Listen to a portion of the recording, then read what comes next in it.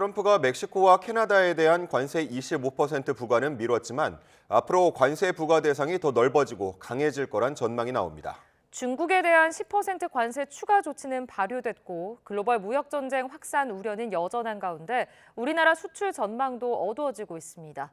이승은 기자가 보도합니다. 대부분 중국에서 생산되는 아이폰, 반도체와 올레드, 카메라 모듈 등 많은 부품이 한국산입니다. 트럼프 행정부는 일기 때는 미국 소비자들의 우려에 중국산 아이폰에 대한 고율 관세를 철회했지만 이번에는 아직 예외 조치를 내리지 않고 있습니다.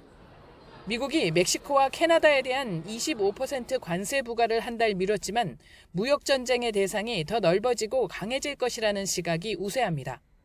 재임 기간이 4년밖에 안 남은 트럼프가 공약을 실현할 재원이 필요하기 때문입니다. 대규모 감세 등 주요 공약 시행을 위해 5조에서 7조 달러가 필요한데 문제는 재정 적자가 심각하다는 점입니다. 미 연방정부 부채는 36조 2천억 달러로 추정돼 의회가 정한 부채 상한 36조 1천억 달러를 이미 넘어선 것으로 보입니다. 트럼프는 외국 정부로부터 세입을 증가시켜가지고 이를 통해서 국내 세금을 감소시키고 이를 통해서 미국에 일자리를 창출한다. 이런 사고방식을 가지고 있기 때문에 물가 상승에 대한 어떤 그런 우려 같은 것들을 경시하면서 접근 방식을 좀 취하고 있다. 무역 전쟁이 확산할 가능성이 커지면서 지난해 8.2%를 기록한 한국 수출에도 비상이 걸렸습니다.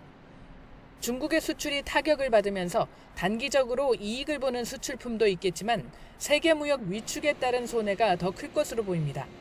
특히 반도체와 디스플레이, 부품 등 대중국 중간재 수출이 우려됩니다.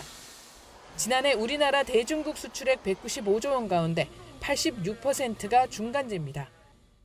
중간재를 수출해서 중국을 통해서 미국에 들어가는 쪽은 안 그래도 높은 관세에 힘들었는데 10% 추가 관세를 맞기 때문에 이건 악재죠.